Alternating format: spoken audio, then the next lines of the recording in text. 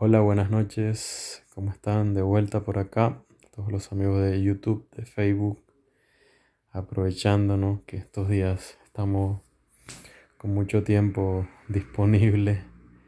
Y nada, un poco compartirles acerca de nuestra segunda entrega de Escatología Cristiana. En el día de hoy quería compartirles un poco acerca de lo que es el libro de Daniel, que es un libro profético que está en la Biblia.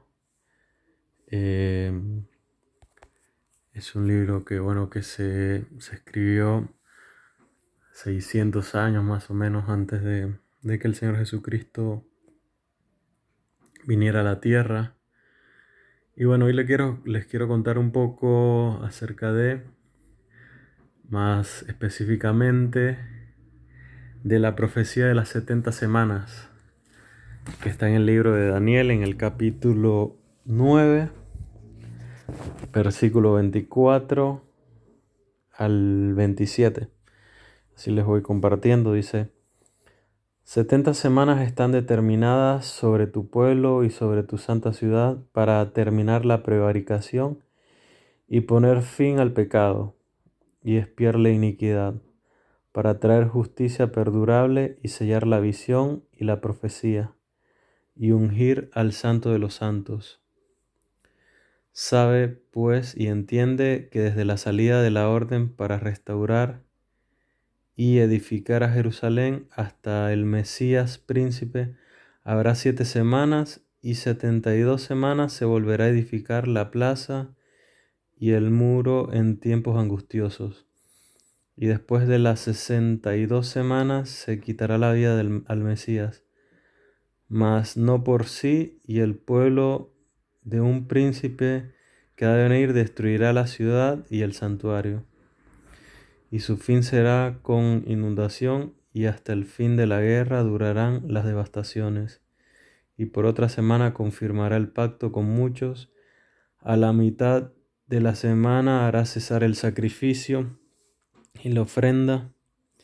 Después, con muchedumbre de las abominaciones, vendrá el desolador, hasta que venga la consumación y lo que está determinado se derrame sobre el desolador.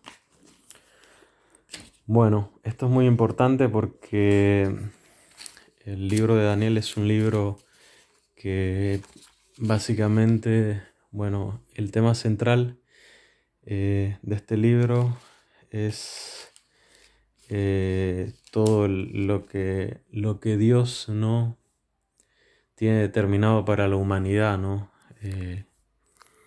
En este libro se manifiesta, ¿no?, cómo Dios tiene soberanía sobre los pueblos, las naciones, la humanidad.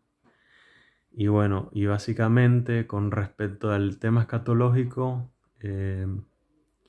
acá en el libro de Daniel, esta profecía, ¿no?, de Daniel 9, básicamente habla acerca de todo el cumplimiento de los tiempos y con respecto a la llegada del Mesías. Así que fundamental, recordemos que ya el Mesías vino a la tierra, que Jesucristo, Dios hecho hombre, vino a la tierra la,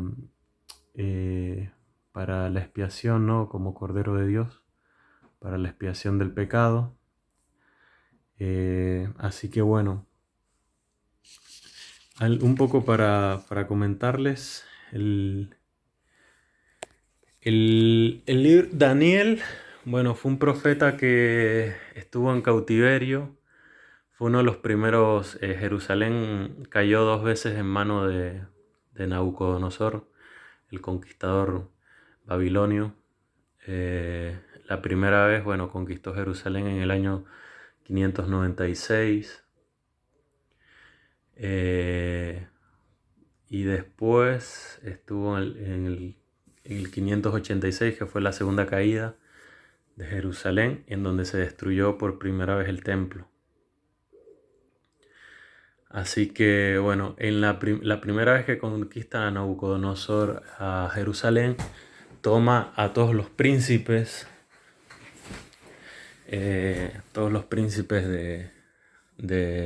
bueno, obviamente eran de la familia de Judá, ¿no? De la realeza judía.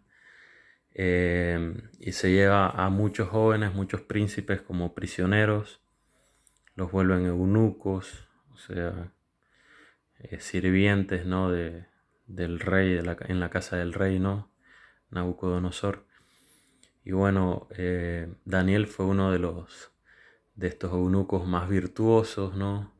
Porque el Espíritu de Dios estaba sobre Daniel, al punto de que eh, interpretó un sueño del rey Nabucodonosor que lo tenía bastante angustiado, en donde se narra la historia antigua y clásica de una manera exacta, 600 años antes. O sea que imagínense la importancia profética del libro de Daniel, porque tuvo cumplimiento en cada detalle. O sea, es muy lindo porque en el segundo capítulo vos ves la interpretación y ves cómo Daniel profetiza todo lo que fue el imperio babilónico, el imperio medo-persa, eh, el imperio griego, el imperio romano.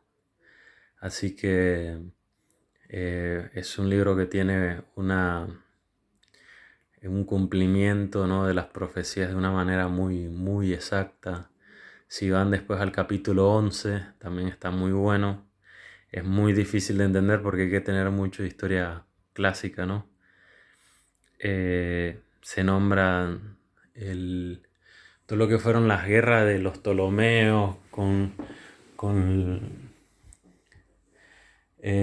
la otra dinastía, los seleucitas, ¿no? Que fue esa guerra entre los sirios y los egipcios, de lo que fue el imperio helenístico, en realidad lo que fueron los cuatro imperios que quedaron, que bueno, cuando se repartieron, cuando Alejandro Magno falleció, que se dividieron el imperio en cuatro regiones, por así decirlo. Y bueno, en este capítulo 11 se narra espléndidamente cómo la guerra entre el imperio de Seleucita, que era la parte de Siria, con el imperio Ptolomeo, ¿no?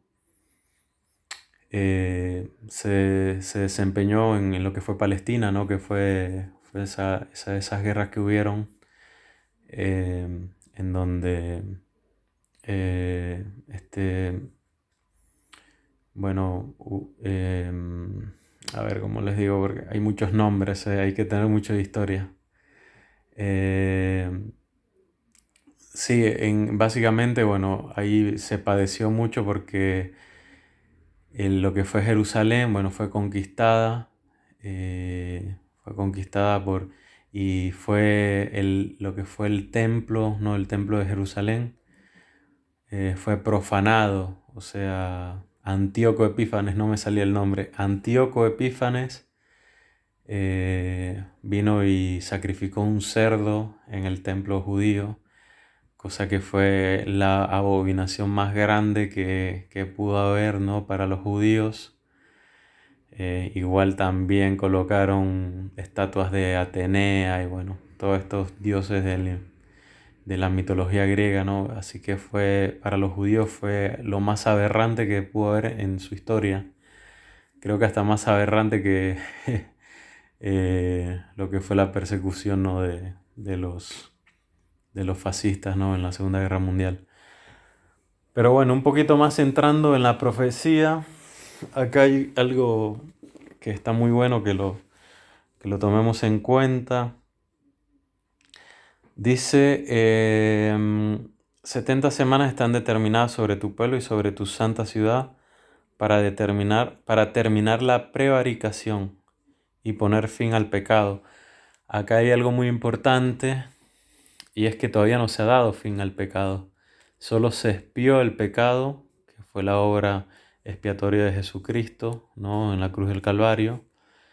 Pero el pecado no, o sea, hoy nos damos cuenta que todavía la gente sigue pecando, que a pesar de que estamos en épocas de pandemias, donde hay muchos conflictos, la gente, bueno, sigue entregada y esclavizada al pecado. Hoy se habla mucho del capitalismo, del comunismo, pero en realidad las cadenas de la humanidad están regidas por el pecado, básicamente.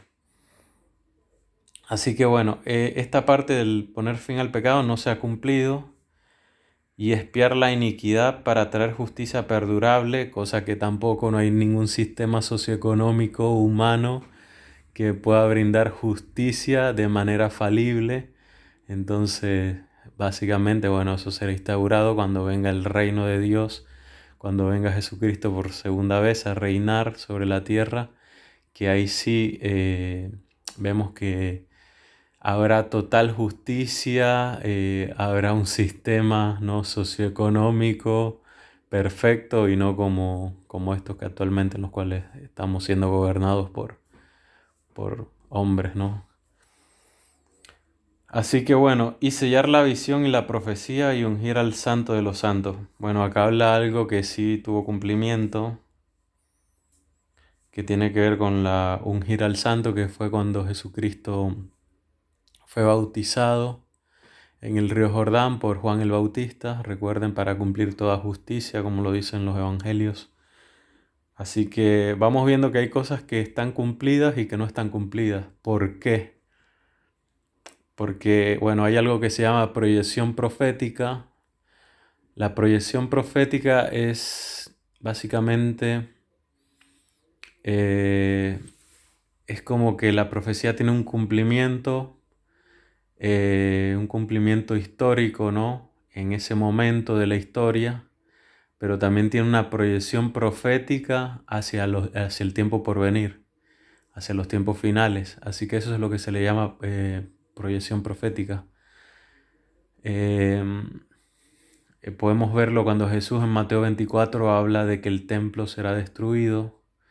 Él estaba hablando de que en el año 70 iba a ser destruido, pero también hablaba de en la proyección profética de que el templo va a ser vuelto a construir y va a ser destruido nuevamente cuando, bueno, cuando tengamos toda esta guerra mundial, que es la que conocemos como el Armagedón, que bueno, que eso determinará, ¿no?, el fin de la era de la raza humana, ¿no?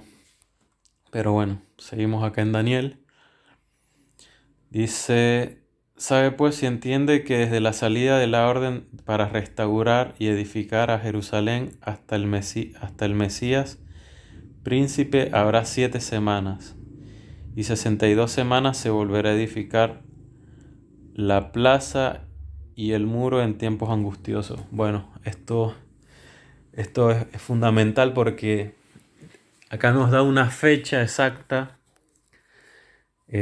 acerca de cuándo empezaban este periodo, ¿no?, del cumplimiento de las profecías de Daniel. Y bueno, y vamos a ver que eso está en el edicto, ¿no? Uno de los edictos Hay varios edictos en realidad acerca de lo que es la reconstrucción de Jerusalén, los muros, el templo. Sí, está estilo el edicto de Ciro, ¿no? Está el edicto de Darío, está el edicto de Jerjes también. Así que, bueno, básicamente yo me voy a basar en el edicto que está en el edicto de Artajerjes, que está en Nehemías 2:1, que se fue en el año 445. A ver. Sí, no, perdón, en el de Esdras 7:11 al 16. Que fue en el año 457, sí. En ese es el que me voy a basar yo. Porque hay también un edicto de Artajerjes que está en Nehemías 2, que es el que utilizan los mormones para dar un cumplimiento. O sea, ellos como que sacan unas cuentas para hacer cumplimiento del Mesías y ahí aprovechar y colocar eh, como el cumplimiento de las profecías de su profeta Smith, que bueno, que él estuvo en el siglo XIX, que fue donde falleció, que dan como el cumplimiento de, ¿no? De que el profeta Smith este, daba cumplimiento a alguna de las profecías y ahí se arrancaba con el milenio, cosa que está, está teológicamente no es correcto porque como ya vimos, todavía existe el pecado. O sea, entonces para lo que son los mormones, tengo hermanos mormones que los respeto y los amo en el Señor. Pero bueno, según la profecía de Daniel, dice que se daría cumplimiento. Ah, no, una de las premisas era cuál, era que se pondría fin al pecado, cosa que hoy en día no es así, porque el pecado no se le ha dado fin. O sea, todavía el ser humano sigue practicando pecado. Entonces, por esta razón, yo me baso más en lo que, bueno, el punto de vista más que utilizan los bautistas y los pentecostales, que es el edicto de Artajerjes en el año 457. Y acá hablan de, a ver si lo vamos a buscarlo. A ver, Esdras sería Esdras 7, Esdras 7. A ver, lo buscamos un segundito.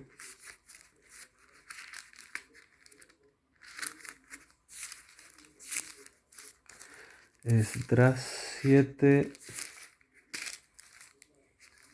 7:11. Dice, esta es la copia de la carta que dio el rey Artajerjes al sacerdote Esdras, escriba versado en los mandamientos de Jehová y en los estatutos de Israel. Artajerjes, rey de reyes, a Esdras, sacerdote, escriba erudito de la ley del Dios del cielo, paz.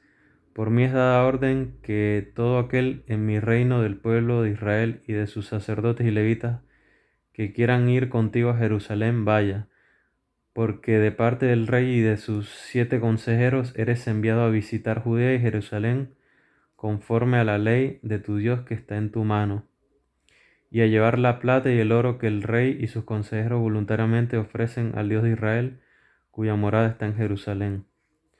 Toda la plata y el oro que halléis en toda la provincia de Babilonia, con las ofrendas voluntarias del pueblo y de los sacerdotes que voluntariamente ofrecieren para la casa de su Dios, la cual está en Jerusalén. Comprarás pues diligentemente con este dinero becerros, carneros, corderos, con sus ofrendas y sus libaciones, y ofrecerás sobre el altar de la casa de vuestro Dios, la cual está en Jerusalén, y lo que a ti y a sus hermanos os parezca hacer de la otra plata y oro, hacedlo conforme a la voluntad de vuestro Dios. Y está en Esdras, a ver, Esdras 5 del 3 al 7 también. Dice, profetizaron Ageo y Zacarías,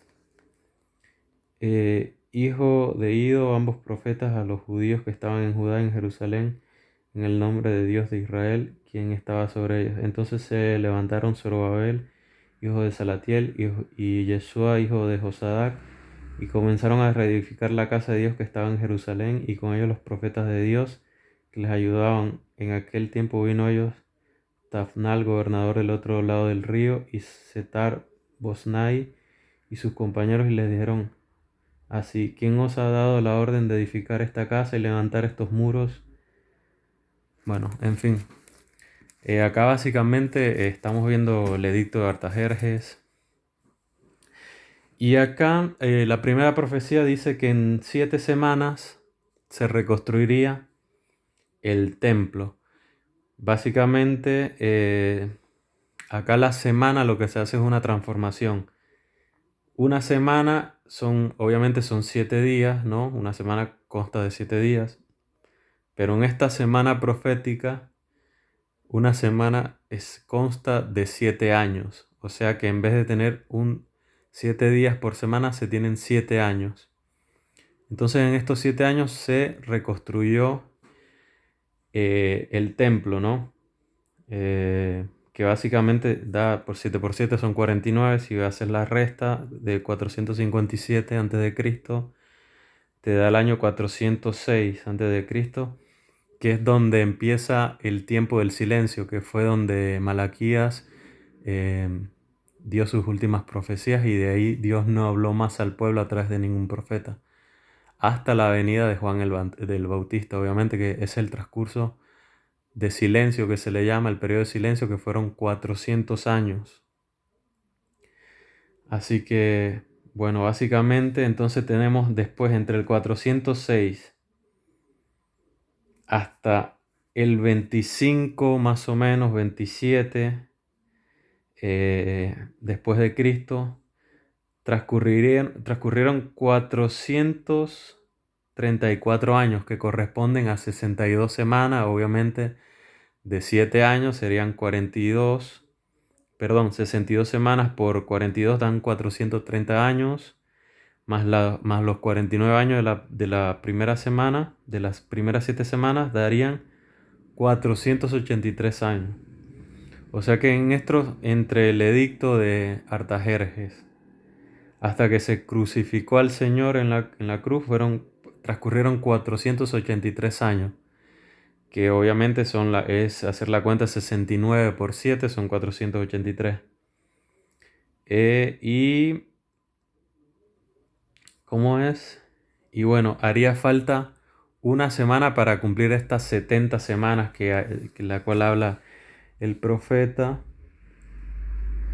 Dice en el 26, y después de las 62 semanas se quitará la vida del Mesías, que esto se cumplió, mas no por sí, y el pueblo de un príncipe que ha de venir destruirá la ciudad y el santuario, y su fin será con inundación, y hasta el fin de la guerra durarán las devastaciones. Bueno, esto tiene un cumplimiento, esto de la destrucción del templo, que fue en el año 70 por Tito, el hijo de Vespasiano, que en ese momento era emperador de romano. Obviamente Tito fue emperador también romano y Domiciano, que era su hermano, también fue emperador. Pero Tito fue el que destruyó, eso está en el libro de Josefo, en la guerra de los judíos está. Habla acerca de cómo fue destruido el templo, cómo se amotinaron. El templo fue destruido eh, por rebeldes judíos, ¿no? Estos que se le llamaban celotes, se atrincheraron y bueno, como era una época de mucho conflicto, Tito decidió derribar el templo y bueno, la verdad se destruyó Jerusalén en el año 70, que da el cumplimiento a esta profecía. Lo que quiere decir en que básicamente, bueno, desde el año 70 después de Cristo en adelante, o sea, en realidad desde la crucifixión del Señor hasta la actualidad estamos viviendo en el periodo de gracia, eh, que es el periodo de la iglesia, ¿no? La dispensación de la iglesia. Y bueno, estamos a la espera del inicio de esta última semana que se le considera la semana de la tribulación, en donde habrá persecución para los cristianos. Por eso el Señor en Mateo 24 habla de que cuando nos lleven ante las autoridades, ¿no? Con falsas acusaciones, que el Señor nos dará palabra, que no pensemos que vamos a decir, porque Él colocará esas palabras en nuestra boca. Así que no hay que tener miedo de esta semana faltante. Si no somos arrebatados en el rapto, que eso es otro tema. Si permanecemos acá en la tierra durante este periodo de la tribulación y de la gran tribulación, porque esta semana se divide en dos periodos de 3 años y medio. A ver si por acá está. En el 27 dice, y por otra semana confirmará el pacto con muchos, a la mitad de la semana hará cesar el sacrificio y la ofrenda. Después con la muchedumbre de las abominaciones vendrá el desolador hasta que venga la consumación y lo que está determinado se derrame sobre el desolador. Bueno, acá no sé si recuerdan, ayer estuve hablando un poco acerca del anticristo. Recuerden que les comenté que el templo va a ser reconstruido en este periodo de 3 años y medio. Recuerden que hoy los judíos tienen prácticamente, según se dice, tienen eh, el templo prefabricado. O sea que ellos en, no sé, unos cuantos días harían todo el templo, ¿no? Recuerden que el templo donde es el único lugar donde se puede construir, en donde está ahorita la mezquita de la Roca, que bueno, es uno de los tres lugares sagrados de lo que es el islamismo, ¿no? Así que imagínense si Israel decide reconstruir el templo, la guerra que se va a desatar. Así que, bueno, pero esto tiene que ver con el disparador, ¿no? De esta guerra mundial que será el Armagedón. Pero bueno, recuerden, el anticristo va a ser una de las personas que apoyará que se reconstruya el templo judío. Y después de 3 años y medio, este anticristo va a volver a hacer los mismos actos que hizo eh, Antíoco Epífanes. O al parecer se le dice profanación. No sabemos si es que va a sacrificar un cerdo, pero bueno, se cree que algo abominable va a ser, ¿no? Que por eso es que se le dice el desolador, habla acerca del anticristo. Así que bueno, esta persona, como ya hablamos ayer acerca de las confederaciones, que va a ser uno de estos líderes de estas 10 naciones o estos 10 grupos, no sabemos qué será, pero de ahí se va a levantar ese líder que va a hacer reconstruir al templo, y este mismo líder es el que va a hacer una abominación terrible, y ahí es donde empezarán los 3 años y medio de la gran tribulación, que es la segunda parte de esta semana profética que ha determinado Dios, ¿no? Para el juicio final de la humanidad y del pecado. Así que bueno, espero les haya ayudado en algo, en sus dudas acerca de la escatología, pero em, bueno, está bueno. Para mí es un tema fundamental esto de la profecía de las 70 semanas para poder encarar todo lo que está profetizado, lo escatológico que tenemos en la Biblia. Así que este es un tema muy importante, espero les haya aclarado en algo.